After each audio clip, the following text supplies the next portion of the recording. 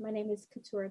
I am Policy Counsel at the NAACP Legal Defense and Educational Fund, also known as LDF. And on behalf of LDF, I'd like to thank you for holding this critical hearing.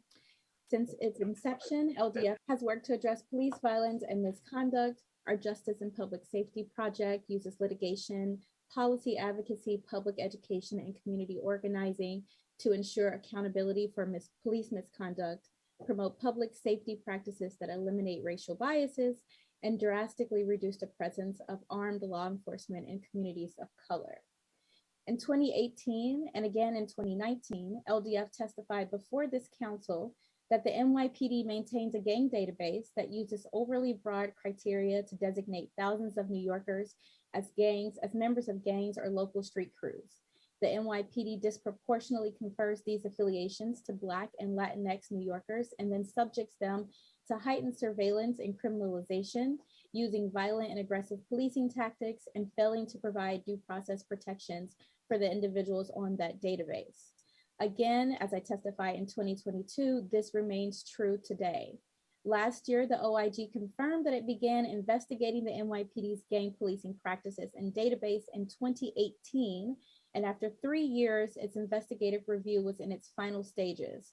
However, as others have noted before me, to date, we still have not received this report, and the NYPD's problematic gang policing practices continue.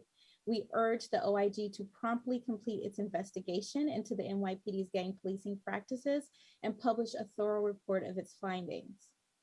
In June 2020, when this council passed the Public Oversight of Surveillance and Technology Act, also known as the POST Act, it mandated that the NYPD publicly disclose its surveillance technology policies, including descriptions of its surveillance technology capabilities, rules on data retention, and more. In its initial disclosure, the NYPD failed to comply with the POST Act with the full range of its requirements, prompting LDF and other advocates to write public comments in February 21, highlighting these omissions.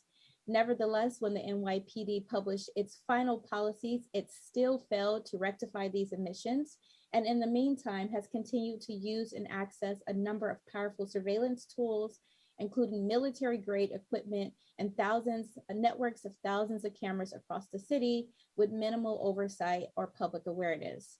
The POST Act requires the OIG to conduct and release an annual audit of the NYPD's compliance with this act. In fact, the OIG's office has not released a report on NYPD's surveillance practices or its effects in over 6 years. We strongly urge the OIG to thoroughly investigate the full range of NYPD's expansive use of technologies that facilitate surveillance and failure to comply with the POST Act. And finally, I'll note quickly that Mayor Adams' blueprint to end gun violence and the NYPD's quality of life enforcement initiatives both mandate significant increased police presence in the city's most resource-deprived neighborhoods. But as research makes clear, including the OIG's own report, these practices are often discriminatory and ineffective at reducing violent crime. Moreover, as was demonstrated by the NYPD's own practices and efforts to address gun violence through stop and frisk and through the use of specialty units like its plainclothes unit and strategic response group, with documented histories of violent practices that have harmed countless New Yorkers of color, increased policing methods like these have been shown to only contribute to the disenfranchisement and over-criminalization of Black and Brown communities. Finally, to close, I'll just note, rather than repeating the mistakes of the past, this council must prioritize methods that have been proven as successful in reducing gun violence and increasing public safety without the risk of police harm, such as community-led violence prevention methods, economic stability, and affordable housing. We call upon this council and the OIG to take immediate action to ensure that NYPD does not repeat its problematic history of implementing harmful practices with little to no transparency, oversight, or accountability.